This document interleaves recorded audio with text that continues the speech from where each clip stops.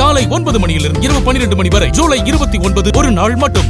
ஒற்றுமை ஒற்றுமை ஒற்றுமை ஒற்றுமை ஓங்கட்டும் ஓங்கட்டும் ஓங்கட்டும் ஓங்கட்டும்.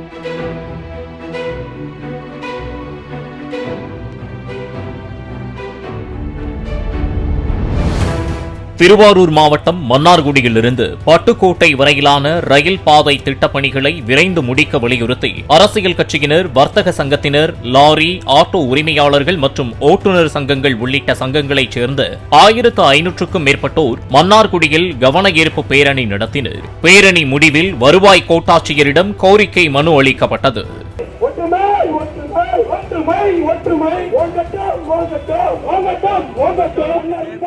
ஆண்டுக்கு 25 கோடி ரூபாய் வருமானம் ஈட்டக்கூடிய அளவிற்கு முதல் 10 ரயில் நிலையங்களில் ஒரு ரயில் நிலையமாக அம்ரித் பாரத் திட்டத்தின் மூலமாக விரிவுபடுத்தப்பட்டு பெருமை வாய்ந்த ரயில் நிலையமாக விளங்குகின்ற மன்னார்குடி ரயில் நிலையமானது முட்டு சந்து போல வேற எந்த இணைப்பும் இல்லாத நிலைமையிலேயே 25 கோடி ரூபாய் அளவிற்கு வருமானம் ஈட்டுகிறோம்.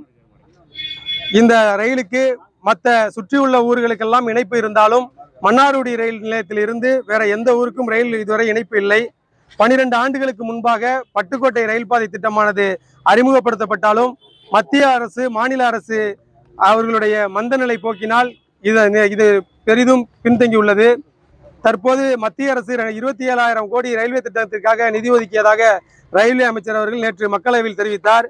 அதே போல தமிழக அரசும் துரிதமான நடவடிக்கை எடுத்து இன்று நில ஆர்ஜிதம் செய்வதற்காக 13 அலுவலர்களை திருவாரூர் மாவட்டத்திலிருந்து நியமித்துள்ளார்கள். எனவே மன்னார்குடி பட்டுக்கோட்டை மட்டுமல்லாது மன்னார்குடியில் உள்ள சுற்றியுள்ள அனைத்து ஊர்களையும் இணைக்கின்ற ரயில்வே திட்டங்களை நிறைவேற்றுவதற்கு மத்திய, மாநில அரசுகள் செயல்பட வேண்டும் என அனைத்து சங்கங்களின் சார்பாக கேட்டுக்கொள்கிறோம். காலை 9 மணியிலிருந்து இரவு 12 மணி வரை ஜூலை 29 ஒரு நாள் மட்டும்.